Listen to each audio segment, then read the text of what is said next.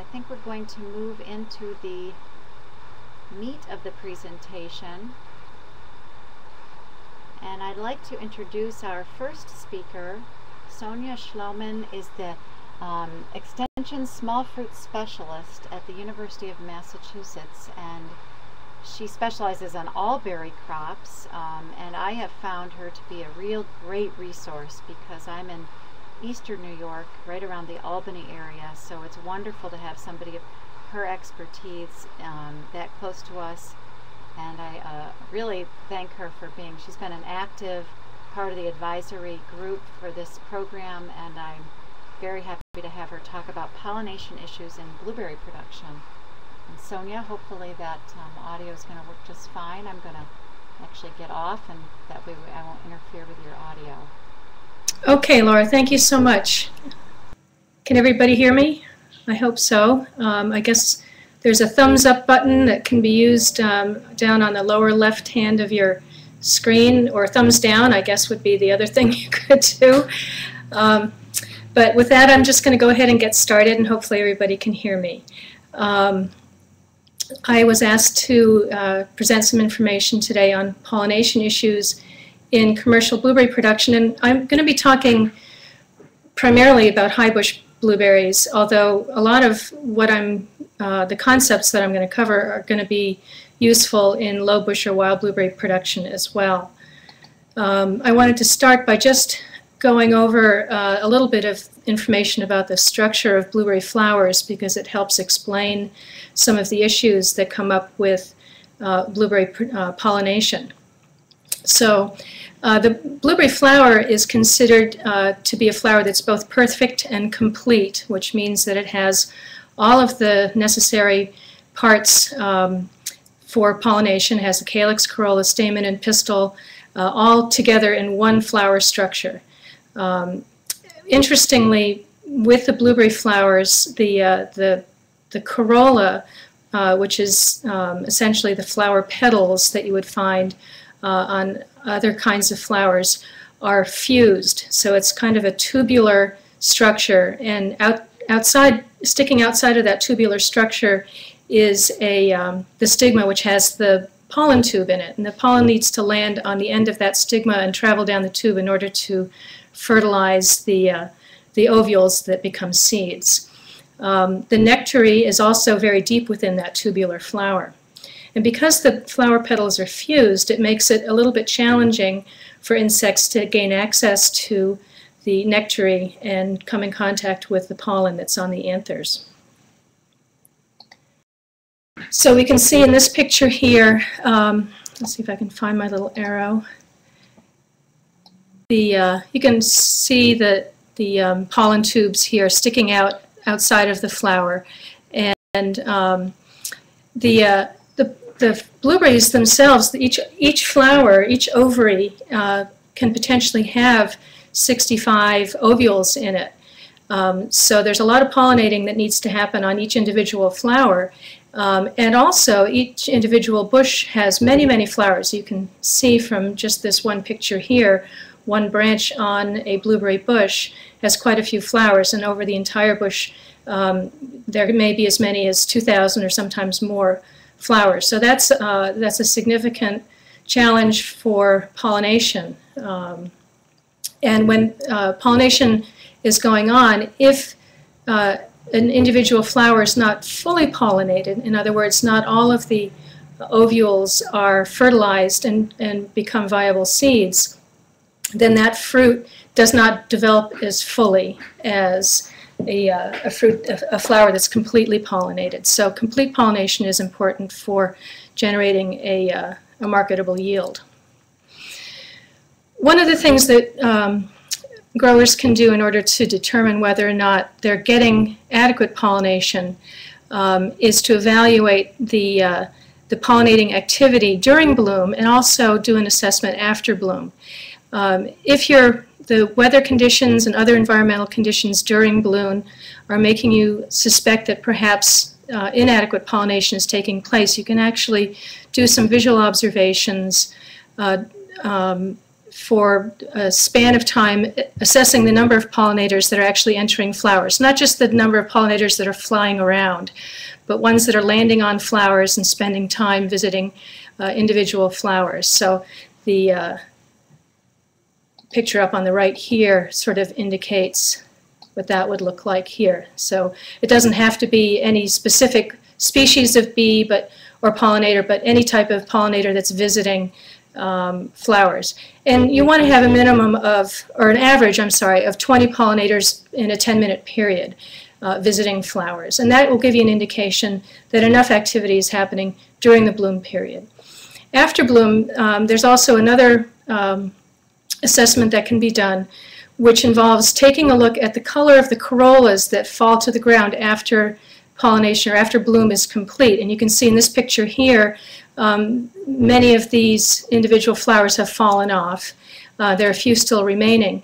And the ones that land on the ground need to be a bright white in color, not brown or gray or translucent. If they're not fully white in color for that first 24 hours or so after they land on the ground, it's an indication that they were not fully pollinated. And finally, at the end of pollination, after all of the flowers have fallen off, the ovaries, the pollinated fruit should swell rapidly, stay kind of a green color and swell rapidly.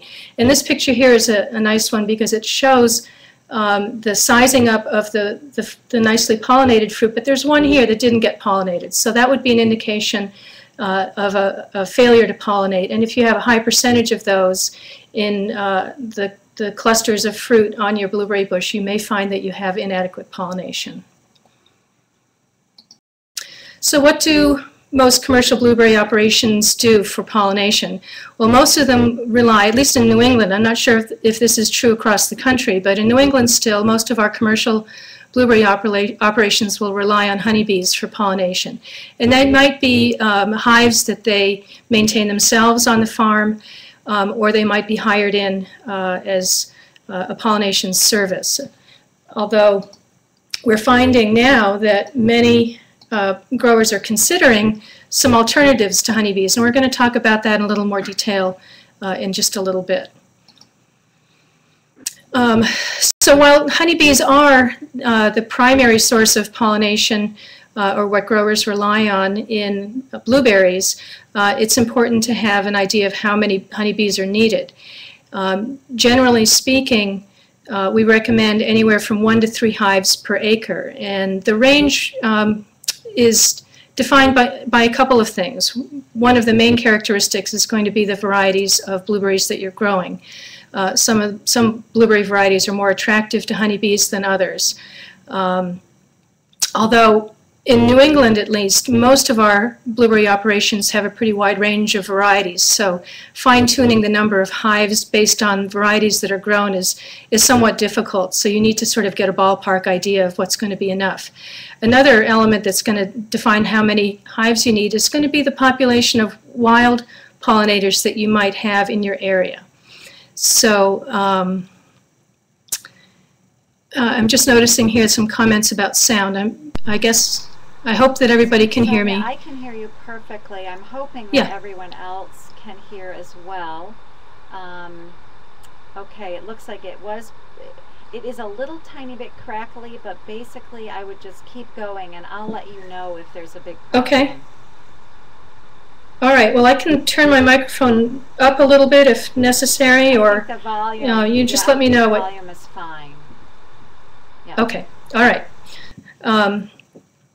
All right, so the population of wild pollinators is going to have an influence on how many hives need to be used to supplement natural pollination that's happening in a particular blueberry planting. If you are using honeybees, whether or not they're hives that you're maintaining yourself or bringing in, when you place them, you want to make sure that they're placed in a somewhat sheltered location away from driving wind and rain and so forth. Another important concept is to make sure that you place them in your blueberry field or blueberry planting once bloom has actually already started.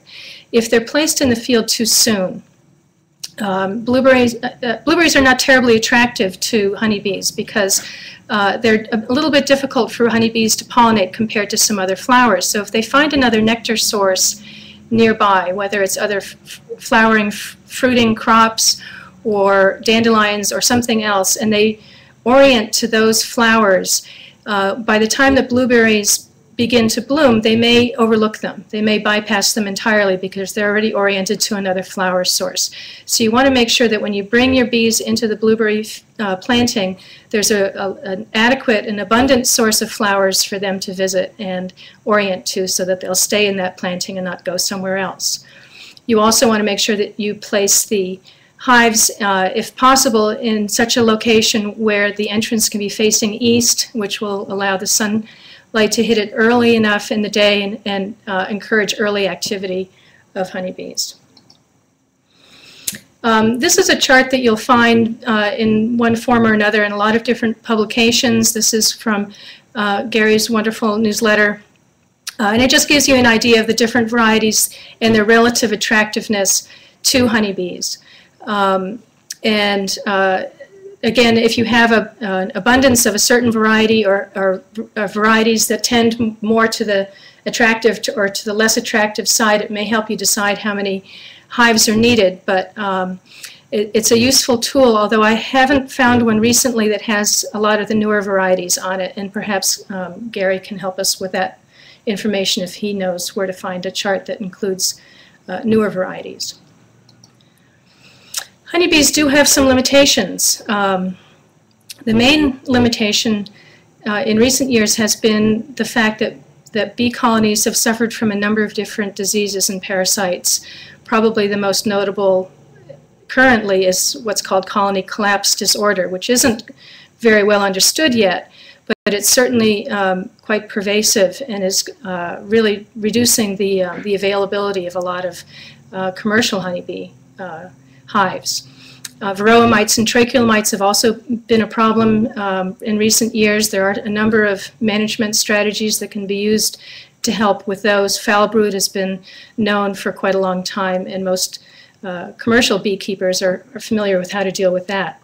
But the net result is that there really are fewer commercial hives available currently, and it's harder to obtain them or contract to have them brought in to pollinate fruit crops. There are also fewer wild colonies available, so that we really need to start thinking about some alternative strategies to help achieve pollination in blueberries.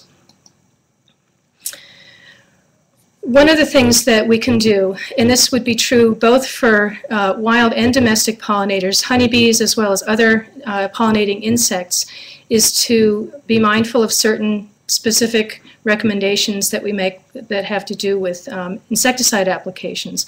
Most spray guides and pest management recommendations will very prominently recommend to avoid spraying insecticides during bloom, and this is, of course, a very important practice. In the event, though, that you find yourself in a situation where you feel that you need to apply something for a specific pest that is threatening your crop, there are certain considerations to keep in mind. Most of our manuals will include charts and tables that will list various materials. Mostly it's insecticides, but it also includes some fungicides and herbicides that, and they're rated in terms of their toxicity to pollinators. So that for the particular pest that you need to control, you want to make sure to consult this list, and among your options, choose the least toxic to pollinators if you feel that you have to apply something during bloom. Sometimes there's not a lot of choices, a lot of good choices available to you, but to the extent possible, it's important to choose the least toxic material.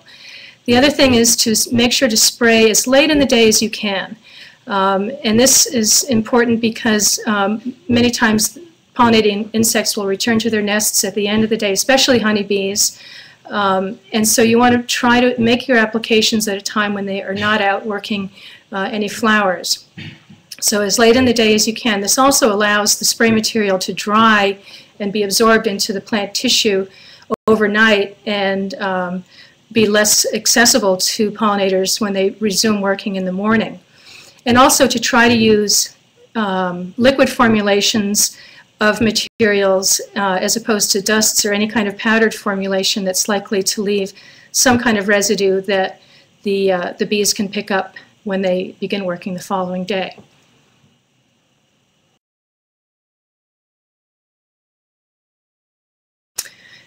This is just an example of one of the lists, and again, they're found in many different guides and recommendation publications.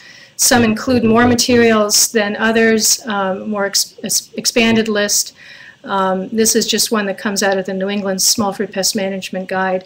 But again, it gives you an idea of what category different materials fall in, including the slightly toxic or not considered non-toxic materials. Okay, now the other strategy that people can employ when wanting to get full pollination in their commercial blueberries is the use of native pollinators.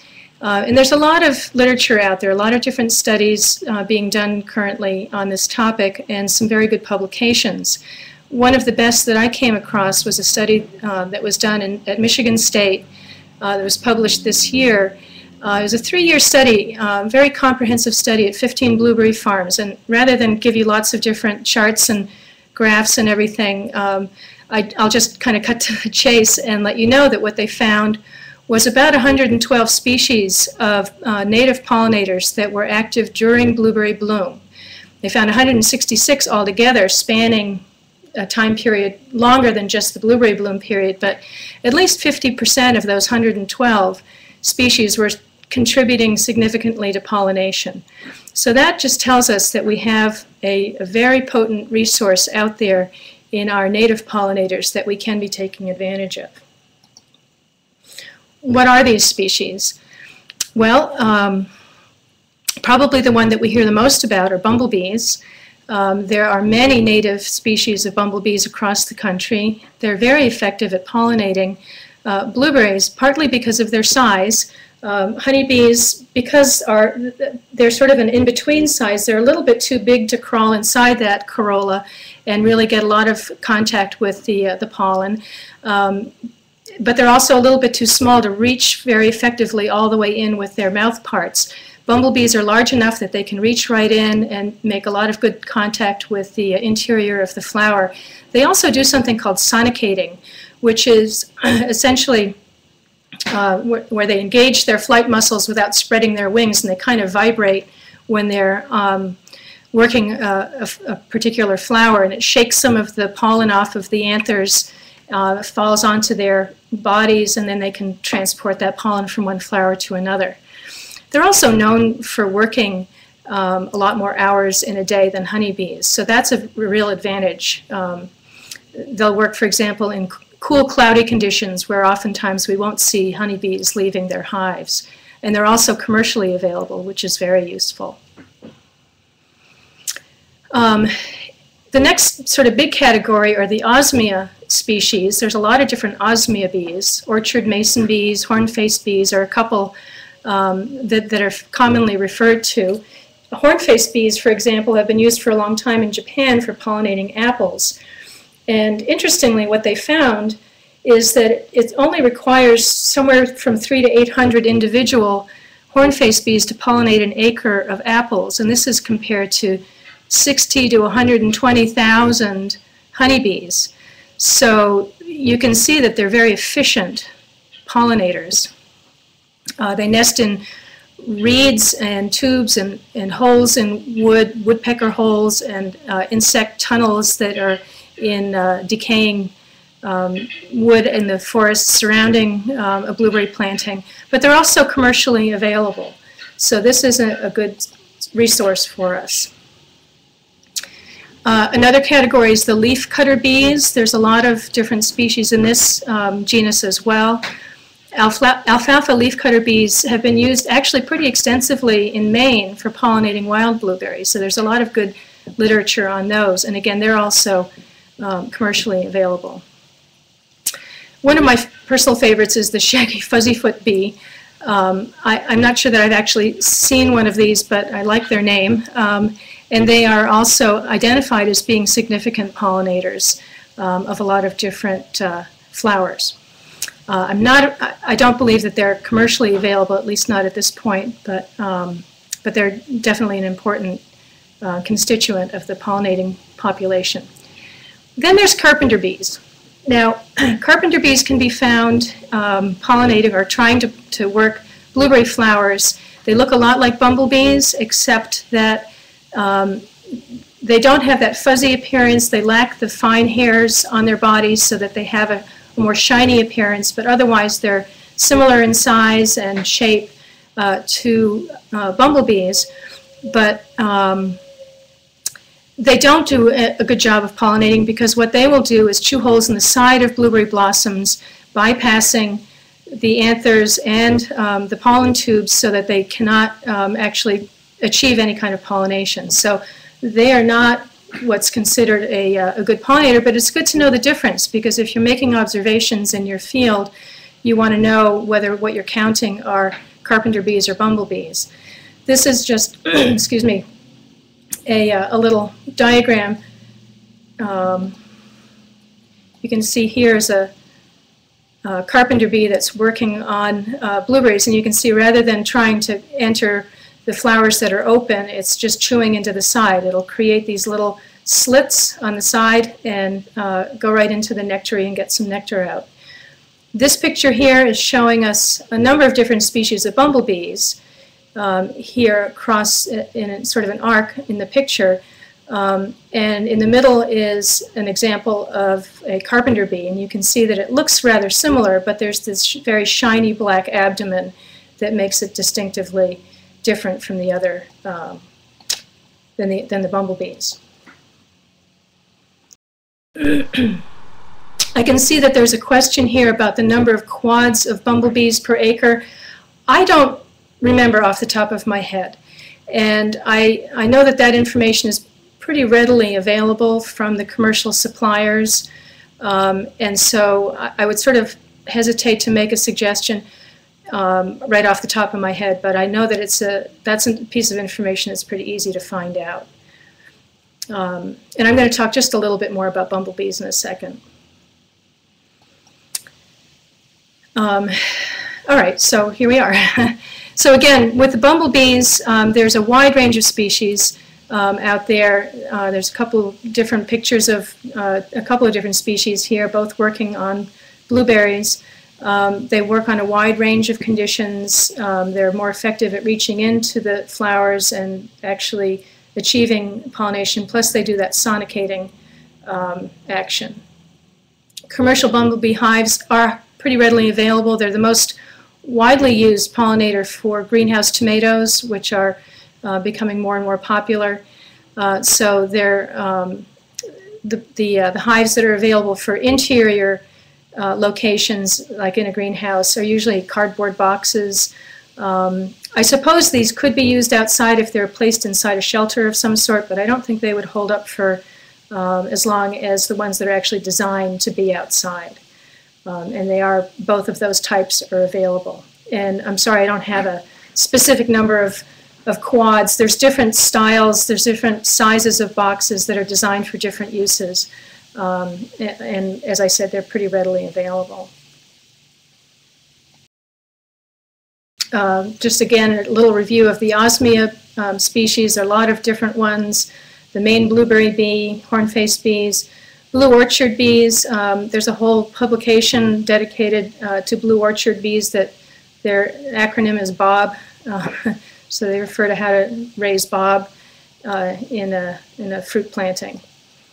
Many of these will nest in these types of tubes. In nature, it would be a bamboo or reed section of some sort that would be one of their natural sites, but you can construct one that's equally appealing to them simply by using cardboard tubes similar to a straw. And these are, again, commercially available. There's a number of different sites that sell them. A lot of the work on different designs of nests was done by Dr. Batra from Beltsville, Maryland. I believe she has left Beltsville now, and there's another person that has kind of taken over her position there, but there's some good information.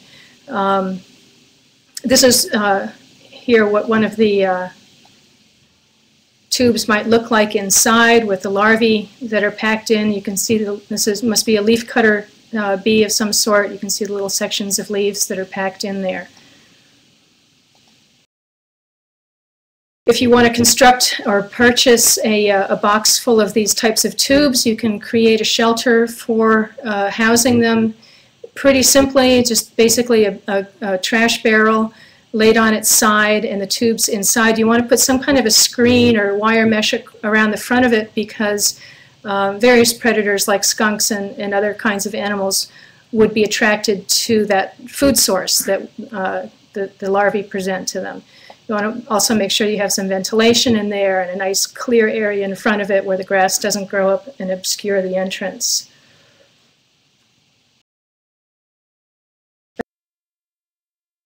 Another option is to use a wooden block and drill holes in the wooden block, 5/16 or so in size, not too thick, and you also don't want to drill all the way through. They need to have only one opening in one end of the block.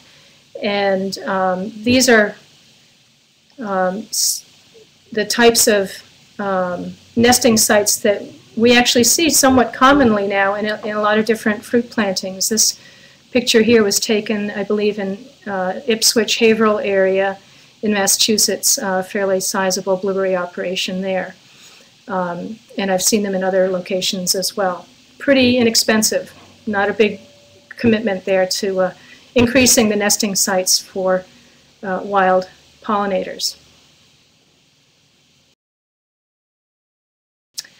In addition to nesting sites, you also want to try to encourage year-round residence of these insects in your location by making sure that you have some suitable flower or food sources for them throughout the year. Now, birch, maple, oak, poplar, willow, those are trees that are pretty common, at least in New England, as food sources.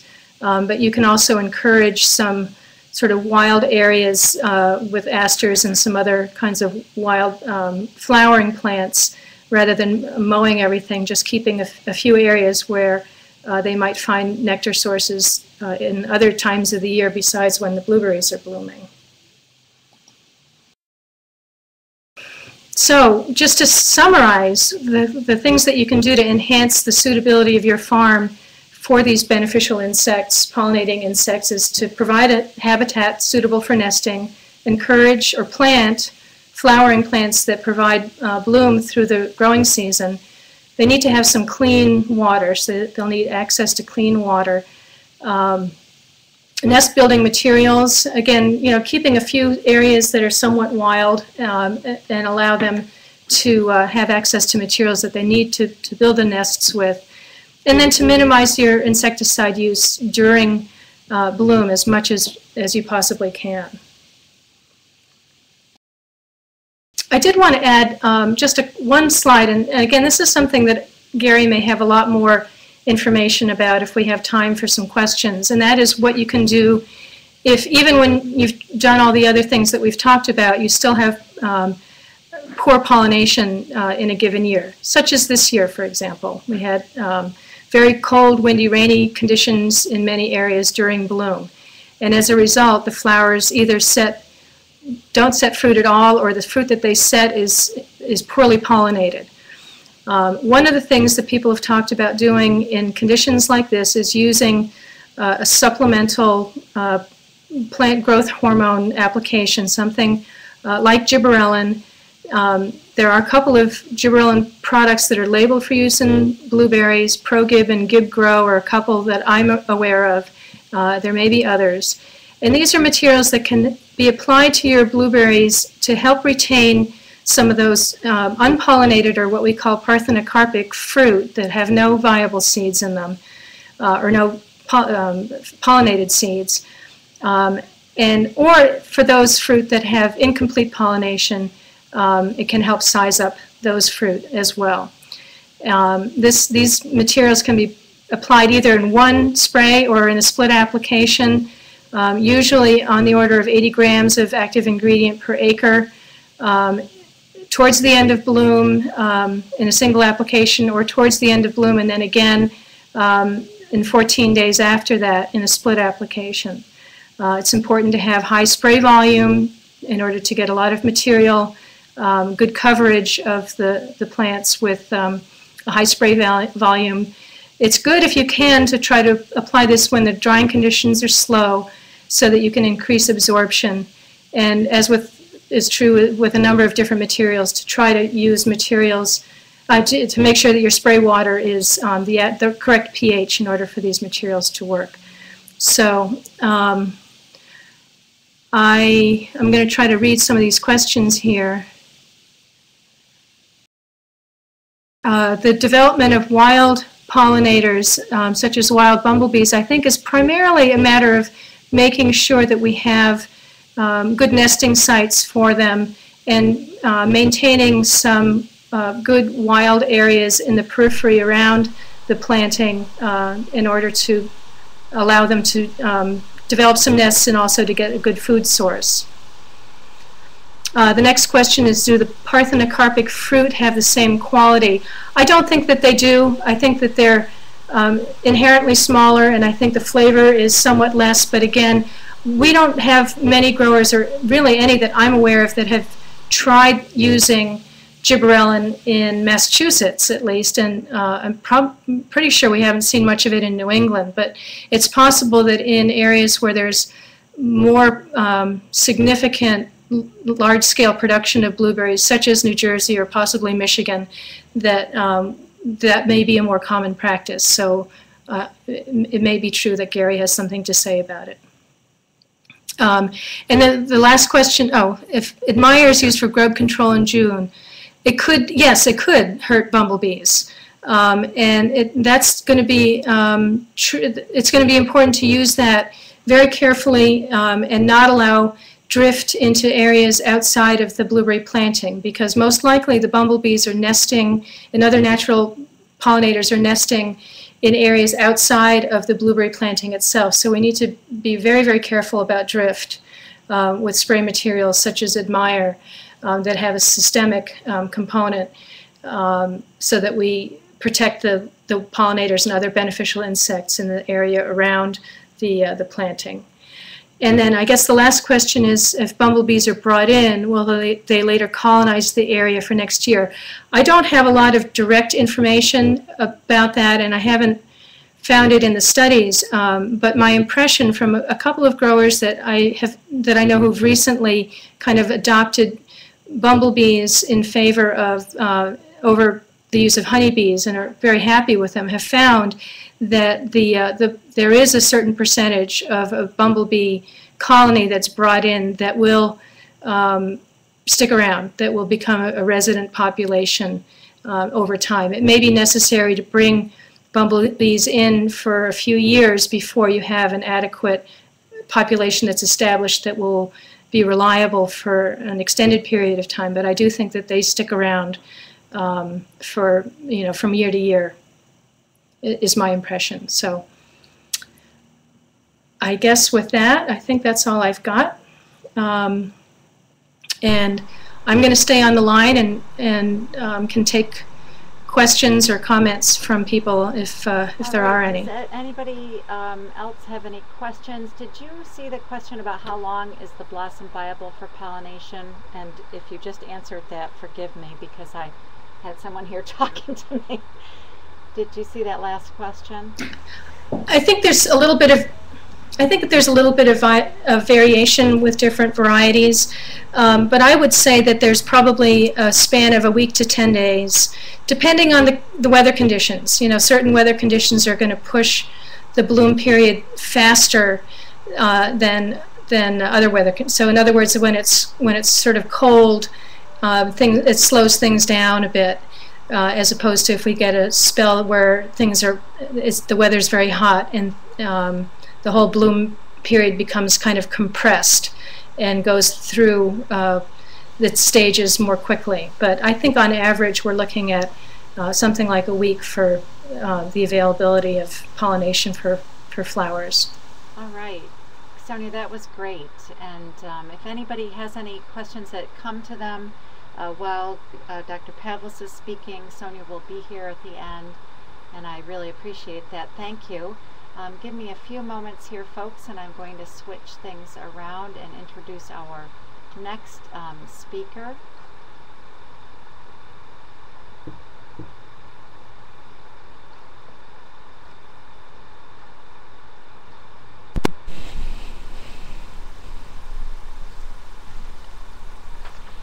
And our next speaker is Dr. Gary Pavlis. He is a professor and ag agent at Rutgers University, and his areas of expertise are blueberry and grape and wine production.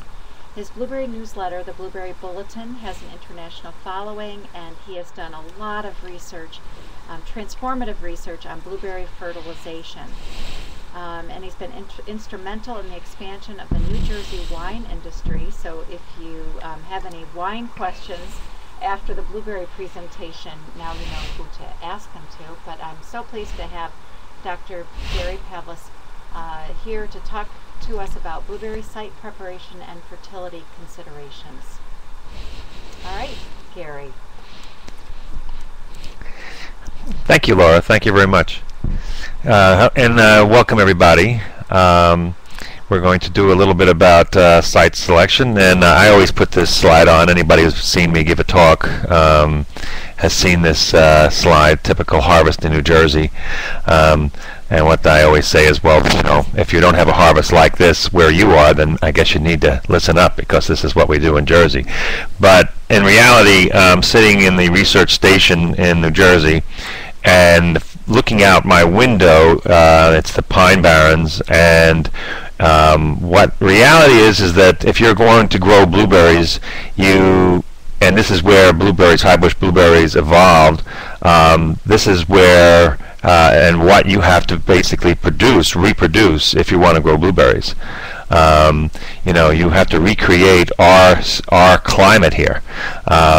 You know, we have soils that are very specific for blueberries. We have the pH, organic matter, water table, all of this kind of thing is very specific for high bush blueberries, and that's why they do well. So if you're going to grow high bush blueberries, this is what you are trying to recreate.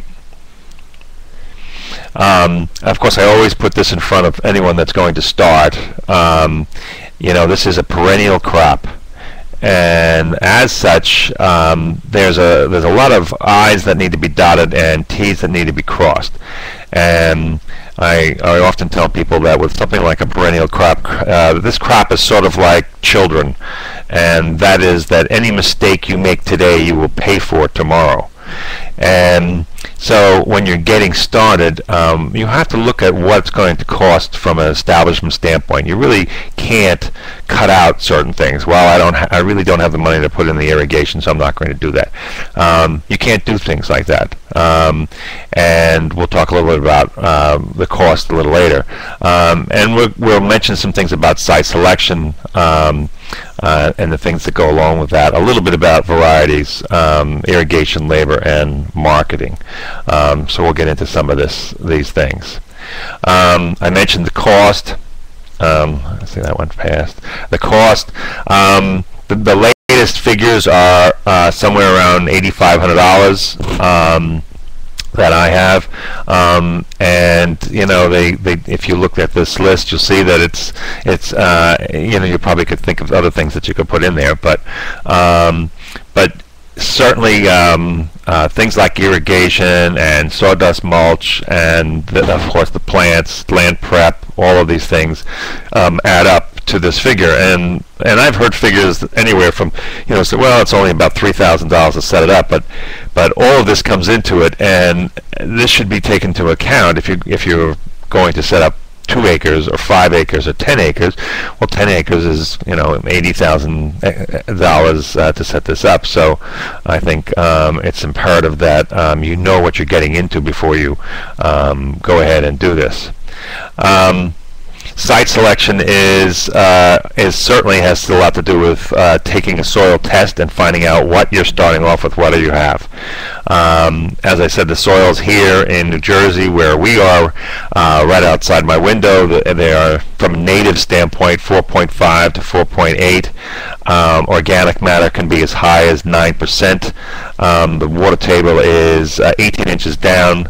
And so as a result, what do you have?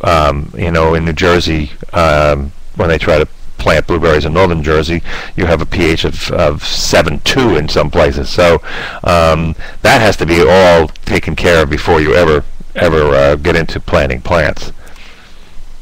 This is what the Pine Barrens looks like. I just thought I'd show you. In fact, I was with some growers yesterday, and they had told me they were down here, and they were amazed at the soil type. And you know, this is the typical. This is actually an old picture from the 1940s showing getting the land site level and being able to work it and know actually where your water flow is going, etc. And here's another actually very old shot from the 40s. This one actually, as I understand it, was taken while we were setting up the research station in the 60s that I'm sitting at right now. Oops. Let's see. I want to go forward there.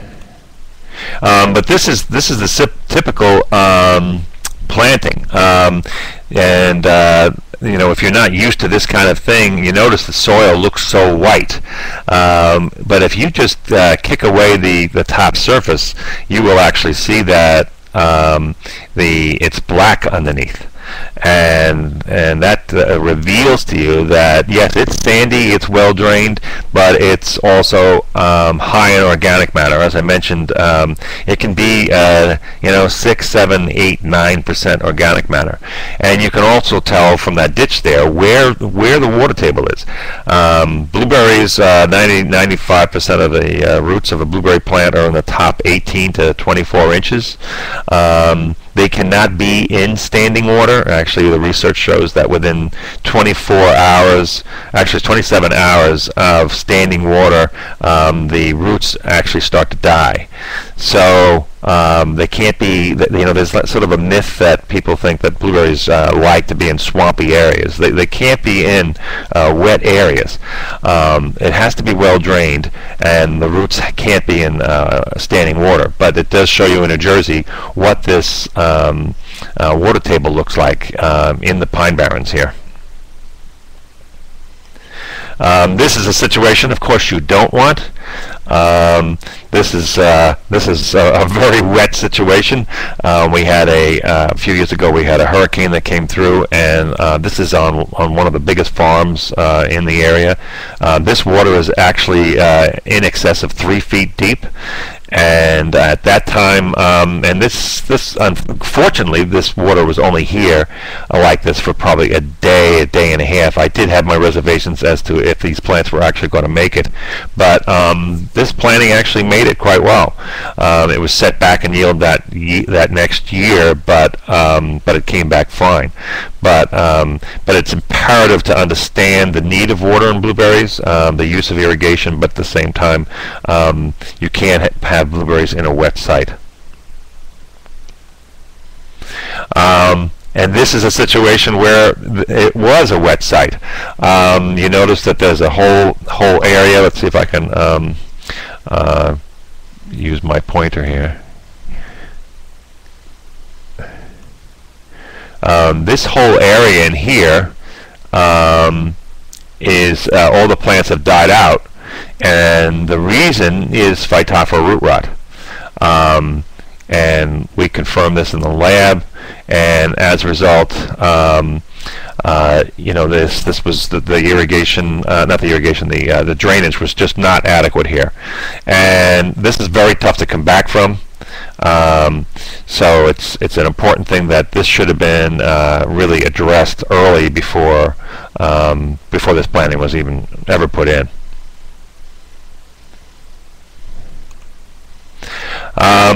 You know, the question I often get is about soil type. Well, you know, I don't have sandy loam soils. Can I grow blueberries? Yes, you can. My actually first exposure to blueberries was when I was getting my master's at the University of Arkansas, and those soils were heavy clay, silty clay soils.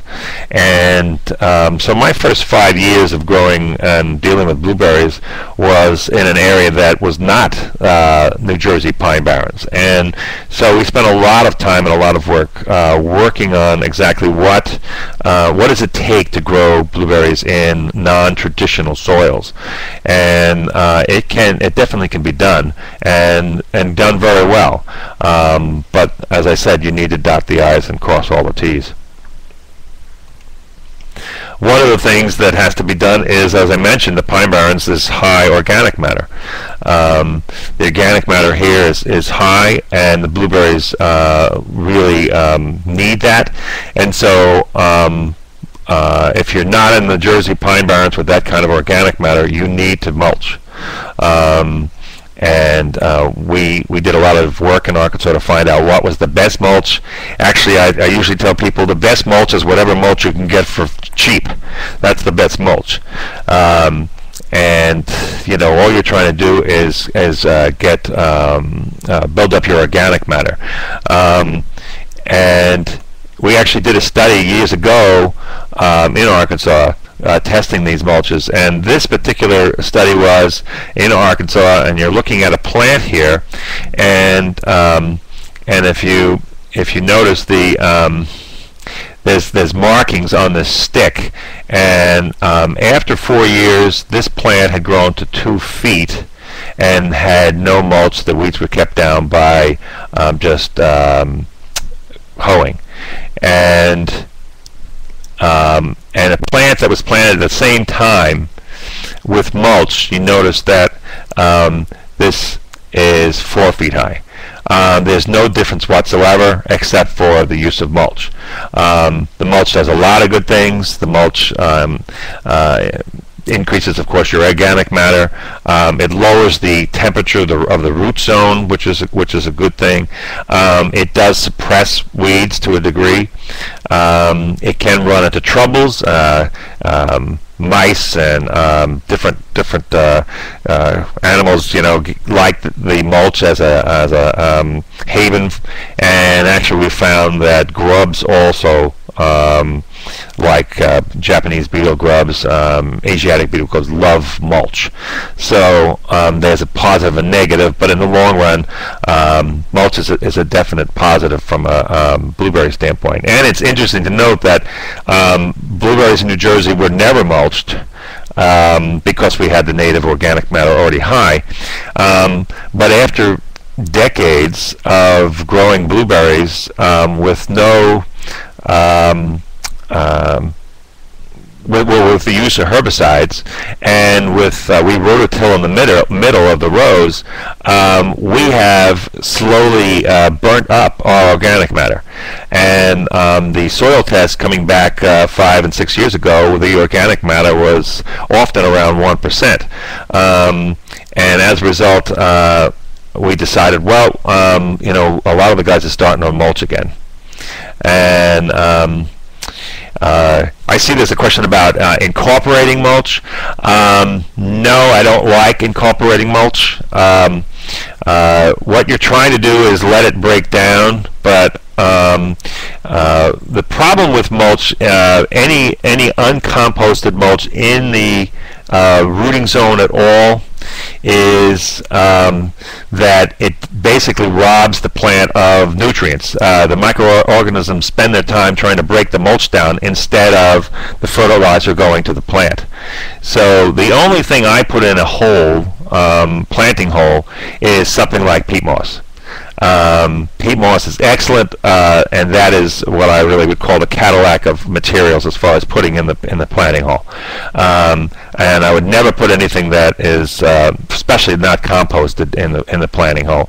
In New Jersey, we either use peat moss or here we have also a cranberry industry, and we can get cranberry leaves. If you compost them, usually at least 2 years, then that can be put in the planting hole.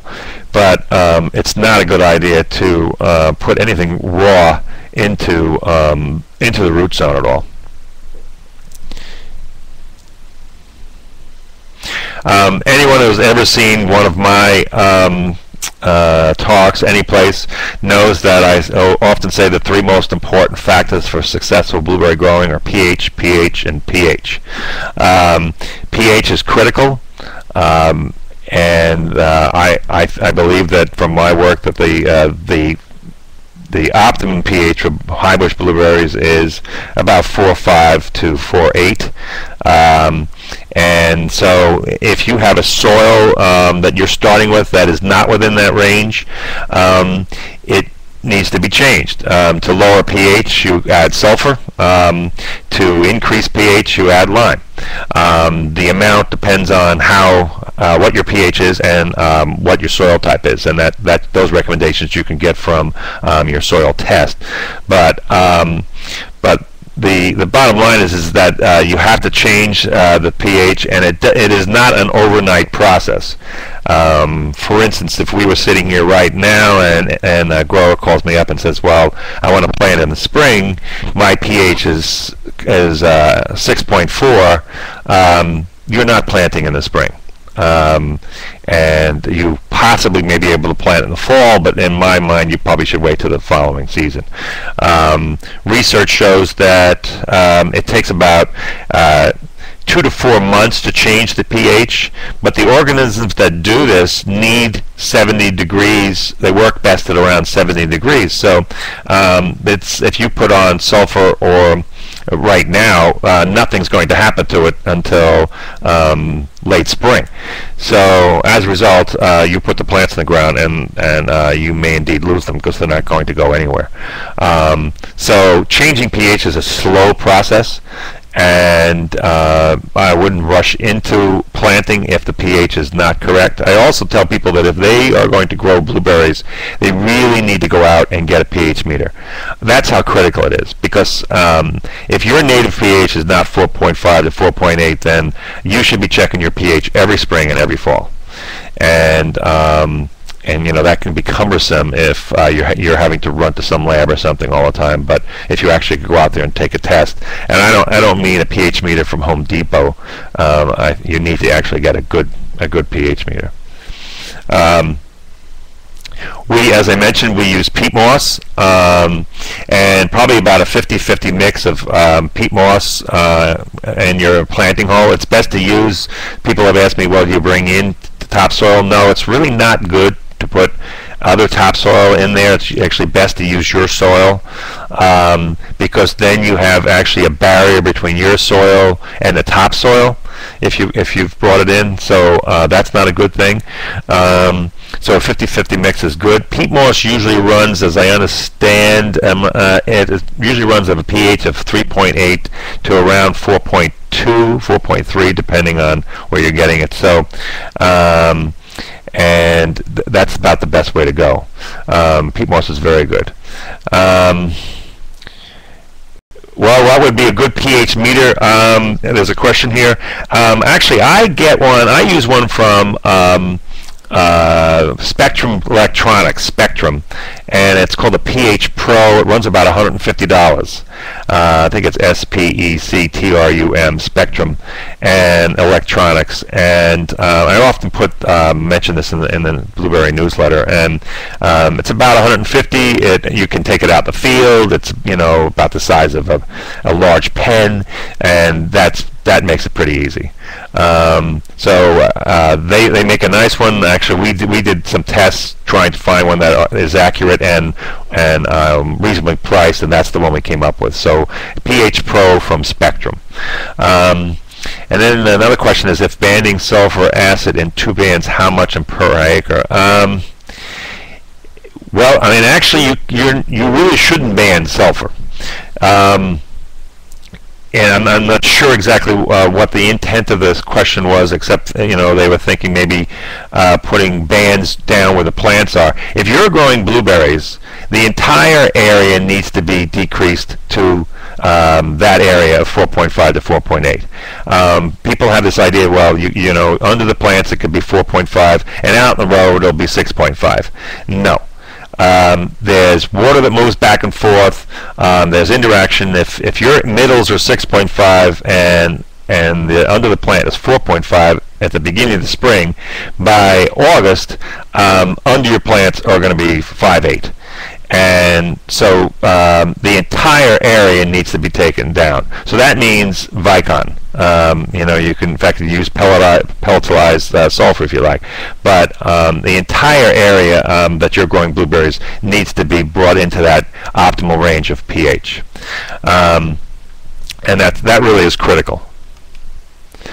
Varieties, I usually mention a lot about varieties, and you know, it's not I don't want to make a knock on New Jersey, but the #1 criteria for varieties in New Jersey is yield and season.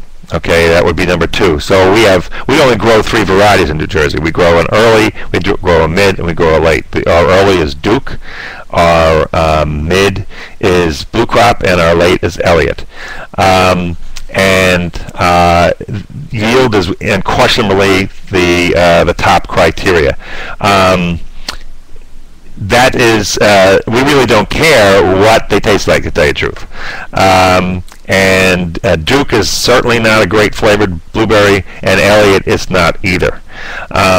So you really have to ask yourself, what is your top priority? The nice thing about Elliott, it doesn't get a whole lot of diseases. It's very productive. Duke is very productive, but if you are going to run a pick-your-own operation, it seems to me that one of the most important things is flavor. You know, people can go into the supermarket and buy berries from all over the world now, and often they are not that great flavor. But there are wonderful varieties that are available that are what I would call actually gourmet berries and gourmet varieties. And they are seldom grown, but if I had to pick your own operation, that's the way I would go. What varieties? Well, one of my favorites is Elizabeth. Elizabeth is easily better than anything on the market from a flavor standpoint. Is it going to crop as high as Blue Crop? No, it isn't. But it's certainly much better flavored. Elizabeth is named after Elizabeth White. Elizabeth White basically started the blueberry industry here in New Jersey. It's later than Blue Crop. One of the main reasons why we don't grow it is because it is sort of a growing plant that is a weeping kind of plant. It's not very upright. Well, in New Jersey we do a lot of mechanical harvesting, and a plant that leans over is not really good for mechanical harvesting. So no one grows it here. But it is available. In fact, it's available through one of the nurseries in New Jersey here, Ammons, and it's fantastic. A very old variety that's early, that's wonderful flavored, is Ivanhoe. Excellent. That's going to be tougher to find, but it's I've tasted it a few different places now. It's incredible. Some of the new ones: Legacy, Darrow. Darrow's an older one, but Legacy is an excellent flavor. This is later than Blue Crop. Those are all good flavored varieties, but all I'm saying is that you really need to kind of ask yourself what you're trying to put out there, and I would go for varieties, if I was doing pick your own, that everybody's going to rave about, and you can find them. They are out there. This is a young planting in New Jersey here. This is what it looks like. It might be a little dark, but again, you notice the soils look very white, but again, it's really high organic matter. This is an old shot, and I don't see actually irrigation. You rarely will find no one in New Jersey would put in planting now without irrigation. All the new plantings are using trickle irrigation, actually.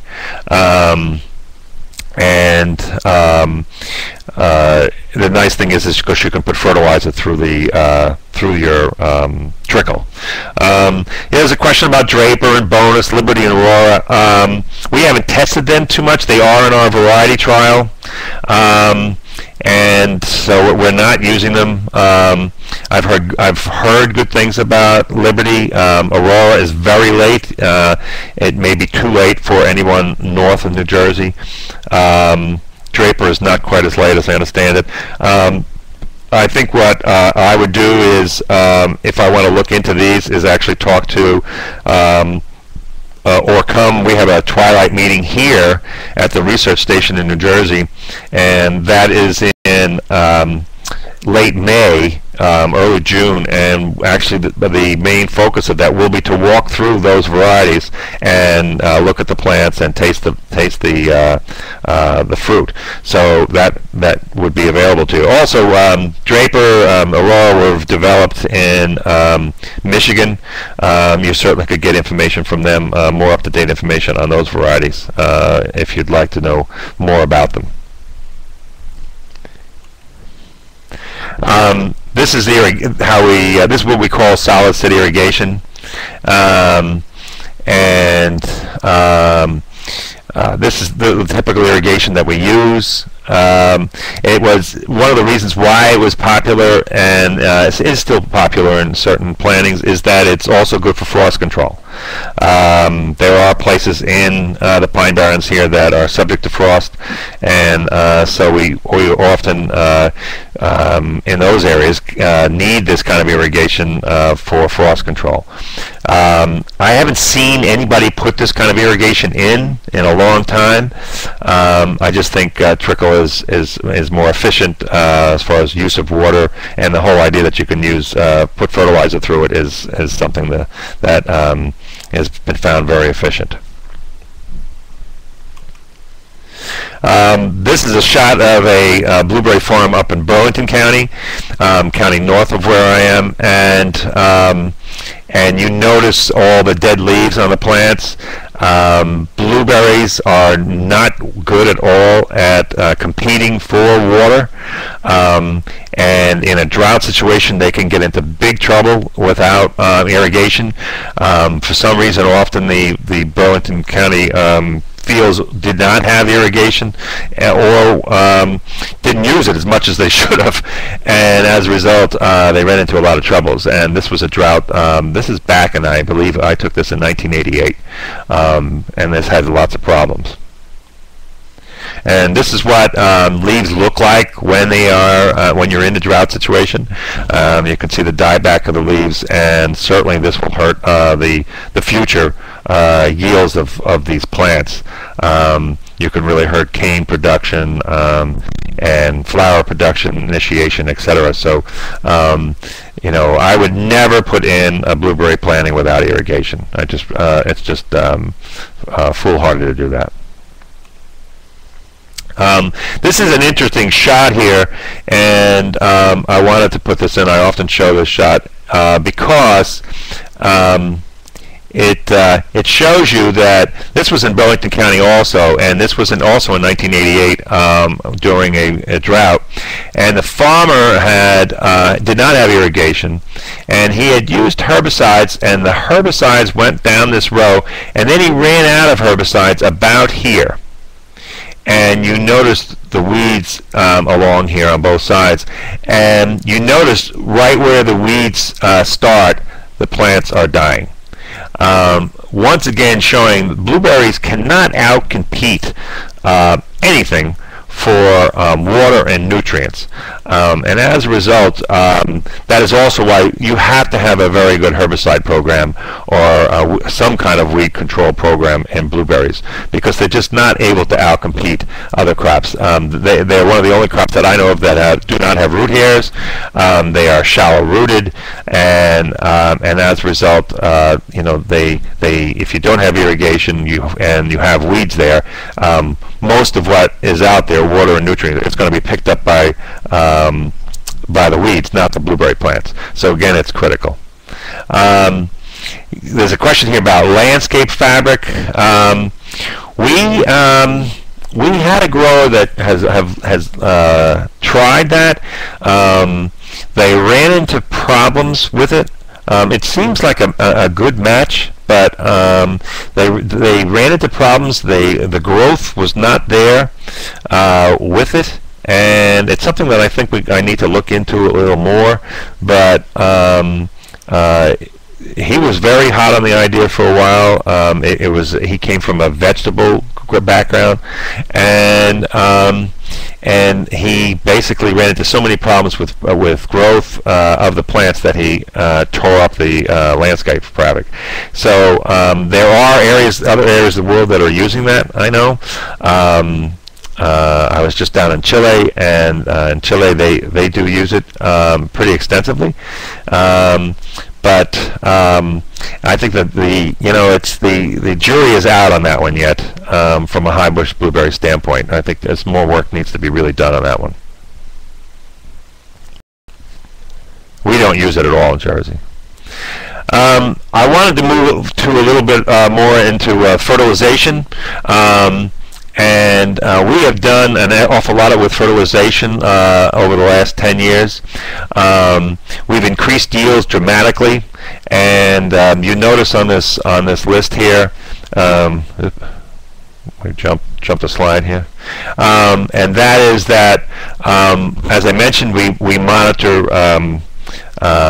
pH all the time. We do an annual leaf analysis. We monitor and correct any nutrient deficiencies. So we really are trying to get it to grow the plant as efficient as possible. We apply fertilizer at the most efficient time for uptake. I'll mention that a little bit later. And we prune correctly. All of these things have greatly increased yields here. You notice in '94 we went from 4,000 pounds to 22,000 pounds in many fields. So that is a dramatic increase. And people flat out said that they've gotten 2- and 3-time increases in yield. So how have we done this? Well, years ago in '94, we took samples of the best fields, and 39 samples. And what we found was that we had deficiencies of all kinds in all these fields, and we realized, well, we've got a problem here. We really do have a problem, and what we also found was that if you take a soil test, which is this above test, and you take a leaf analysis, that there is actually no correlation between these two tests, and these two tests were taken from the same plant. You'll notice, for instance, in phosphorus on the leaf analysis, this phosphorus level here is extremely high, yet the phosphorus down here is just fine. And the soil analysis of this up here of potassium is low in the soil, but the potassium down here is actually in the excessive level. So what we realize now is that there is no correlation between the soil analysis and the leaf analysis in blueberries. So as a result, we have changed how we make recommendations. We do not use soil analysis anymore. We totally base our fertilizer recommendations with a leaf analysis. The only thing we really look at a soil analysis for is a pH. I'd like to see the organic matter content if that's possible, but that's the only thing I really want to get from it. Otherwise, all of it is based on leaf analysis. And we have these. The chart in front of you is nutrient concentration in blueberry leaves. We do know the levels of sufficient levels of these nutrients, so we can make recommendations. This slide, pH effect on nitrogen uptake, and this is what we do get from the soil test. This is the exact same field. Let me put that back. This is the exact same field, but this field on top, the pH is at 3.5, and the field down here is at 4.5. And all we did was change the pH, put the exact same bit of nitrogen on, and you notice this top line here is nitrogen is deficient in this 3.5, but in 4.5 it is in the normal range. So again, the nutrients are there, but the pH, because of pH, the blueberry plant is just not able to pick up the nutrients, and that's something to understand. Now, of course, you could put more nitrogen on it to make up for that, but the problem is that costs you more money.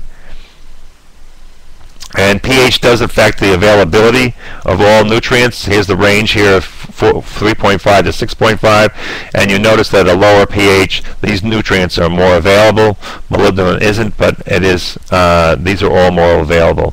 And the main thing to know is though that pH affects nutrient availability.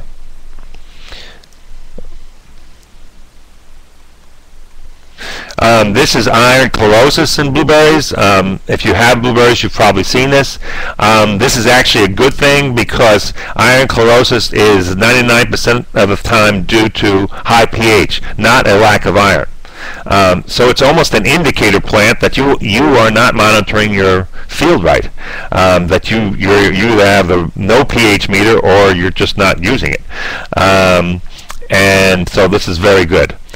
Okay. So it's very important to know this. This is a blueberry plant in the wrong pH. These are the roots when it was planted. You notice they didn't grow, and the only reason why this plant grew at all was because the field was mulched and the roots grew. But again, you could see that because the pH was off, these roots did nothing. And again, showing you that how important pH is. The pH, the fertilization used to be done when blueberries were dormant.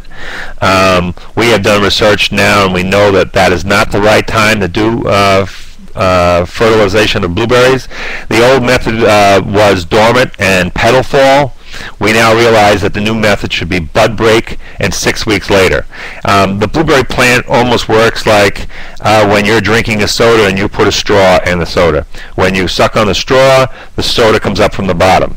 When the buds break on a blueberry plant, it pulls the nutrients in up from the root. So if you're putting fertilizer out there when the blueberry is dormant, it's a waste of money. And so you need to wait till bud break to put fertilizer out there. And well, these are the treatments that we did. This was dormant. The first one was dormant, and the new was when we had bud break. But we also did a trickle treatment where we also the trickle was used when the plants were bud break also, just to see how that would affect blueberry yields. And suffice it to say that this is the data from it, and the difference between the old and the new was a 21% increase in yield.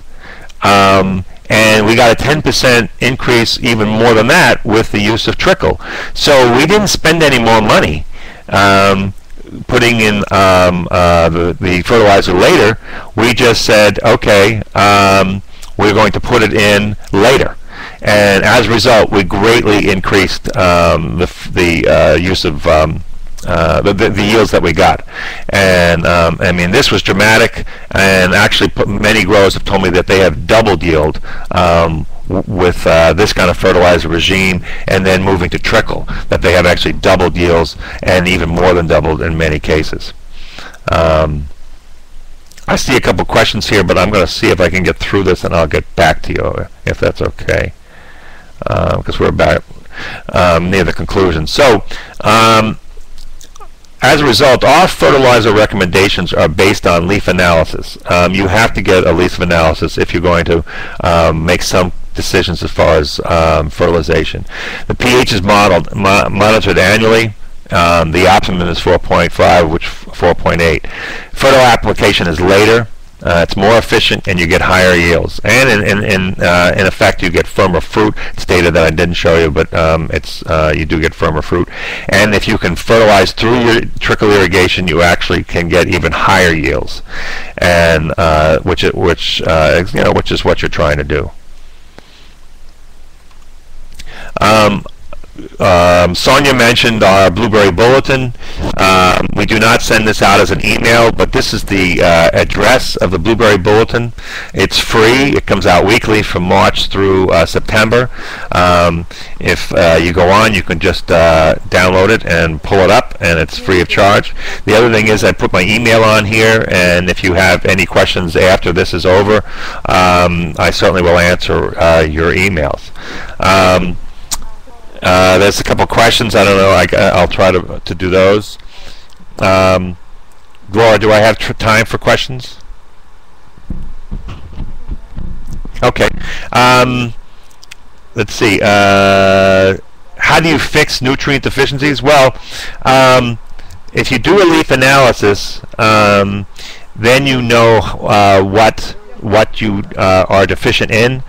And NPK is classically a granular fertilizer that you put down. That's one way to do it. We actually can also put it through the trickle, as I mentioned. Micronutrient deficiencies are usually done from a foliar standpoint, and they certainly can do that. And so it's pretty easy to actually fix a nutrient deficiency. It's just that you got to know they're there. The other thing is that micronutrients are critical, but the only time you add micronutrients is when you know that you are deficient in them. So you know, you can get into trouble, just as much trouble with too much as too little. Let's see.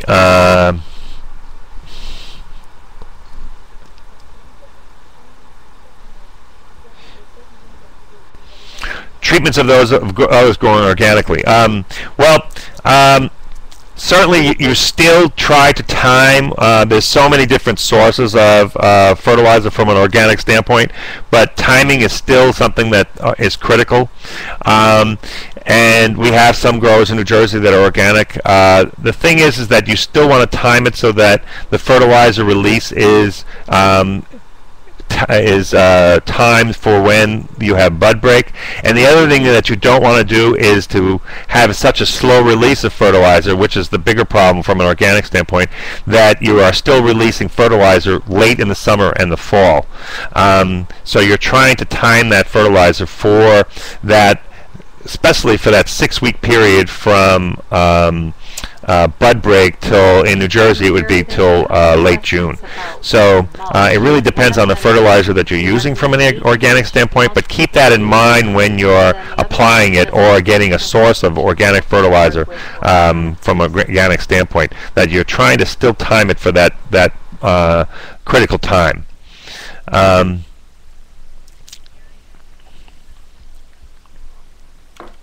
Right.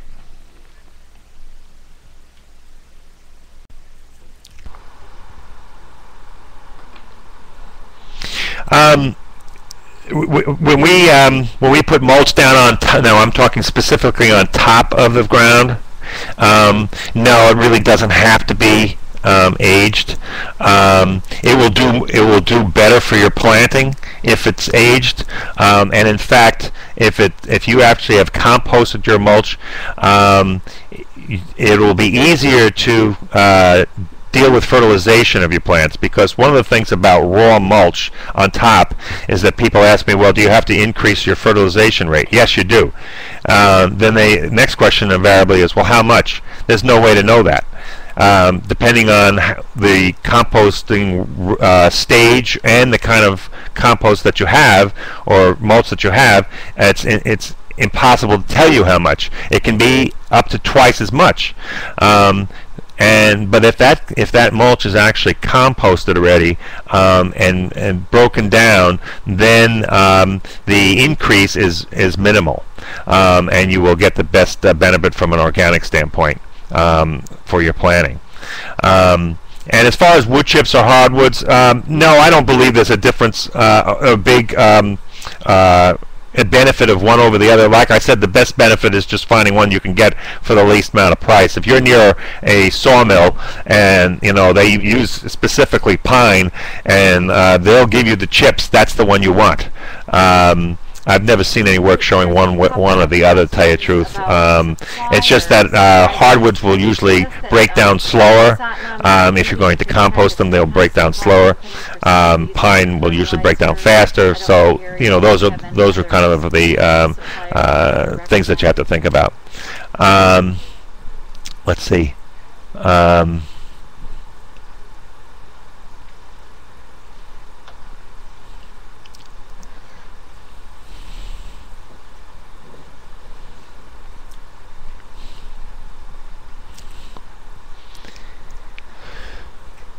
Well, the one that we use in New Jersey, as far as going through the trickle irrigation, is one called Plant Food Inc. Plant Food Inc. And that is somebody that we use pretty effectively. They were actually part of our research. They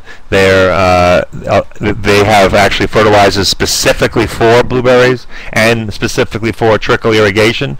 So they've done a great job of that kind of thing.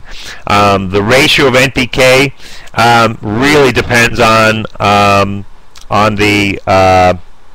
your soil test and your leaf analysis that you get back. The standard thing used to be a 10-10-10, 600 pounds to the acre, which would give you 60 pounds actual nitrogen. But that's only a place to start until you get up and running from a leaf analysis standpoint. From then on, it's the tweaking of how much the ratio would be between the NPK is totally dependent on your leaf analysis. Okay. There's a question about sawdust versus wood chips. Again, if that's what you can get, great. I have no problem with sawdust. It will break down faster, which can be a good thing for the plants, but you'll have to replace it more often. Walnut, yeah, I've heard walnuts can be dangerous because they could supply toxins. Somehow I doubt you'd ever be able to get walnut because of the high price of that wood. But I would steer away from them, I think, from a walnut standpoint. Are there any more questions? Webinar up on there, so you can go back through and listen to it, and you'll be able to pause it on that slide. I also want to let folks know that a lot of information is also available in the High Bush Blueberry Production Guide by NRAs. Some of that nutritional information is there.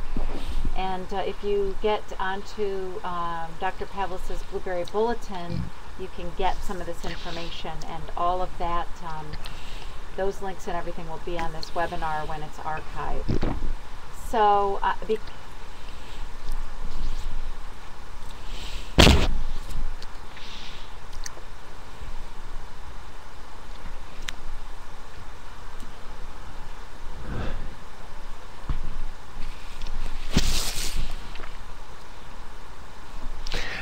Laura, I might make a comment about, there was a comment about the ProDrib use by Sonia was asking me, and New Jersey does use ProDrib in bad years, but I think the most important, and it is effective, but I would just mention that you have to be sure that your pollination is not doing well before using ProDrib, because once you put the ProDrib on, you cannot pollinate naturally anymore.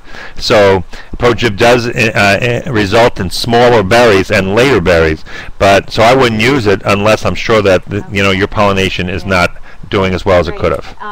Does anybody else have any other questions? There's a question about when do I recommend leaf analysis. In New Jersey, we basically say when blue crop has finished, which is basically the end of July. Okay. End of July. But oh, wait a minute. There's one more question here. If you have a rain and can't fertigate, what method can you fertilize overhead? Gary?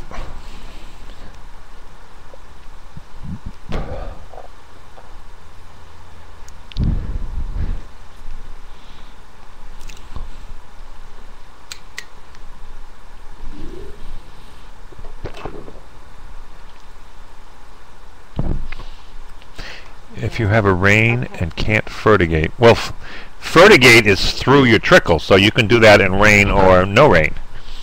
I'm not sure what method can you fertilize overhead? Oh, I'm not sure what that question means, to tell you the truth.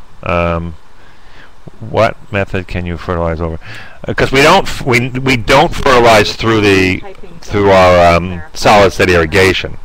It's either a pelleted application or it's. Let's see what he means in rain. No irrigation is needed.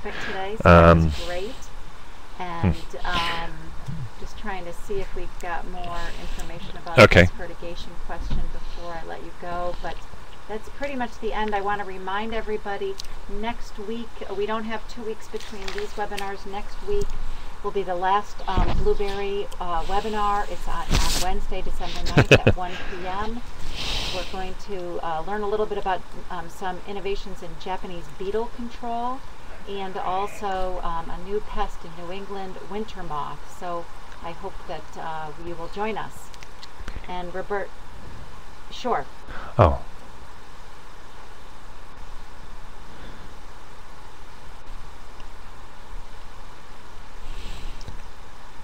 Laura, if I could butt in here, there's a couple questions. One is someone asked about ammonium nitrate.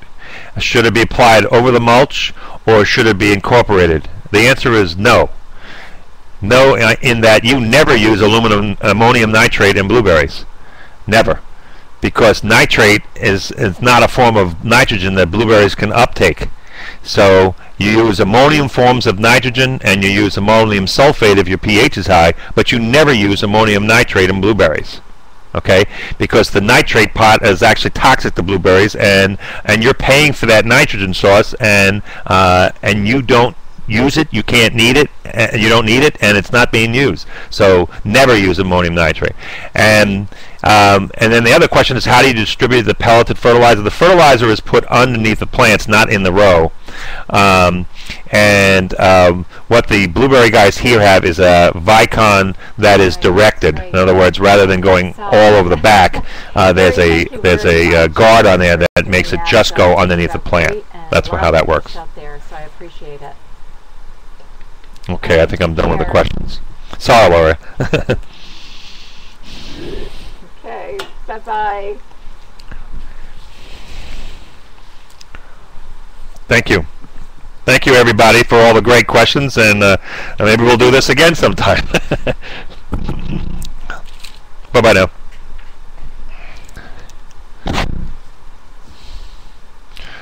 Okay, I guess I can get out of here.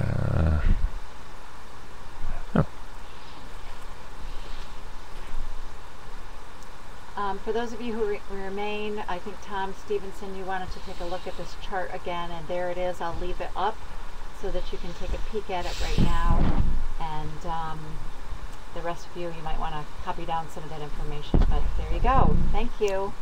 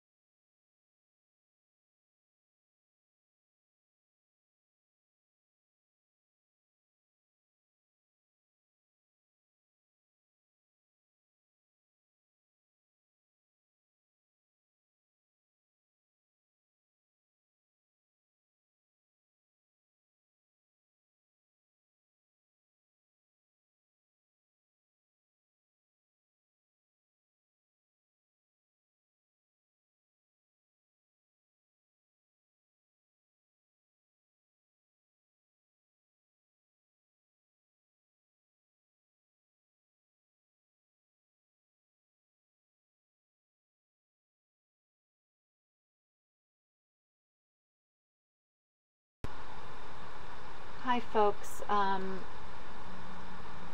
Lynn.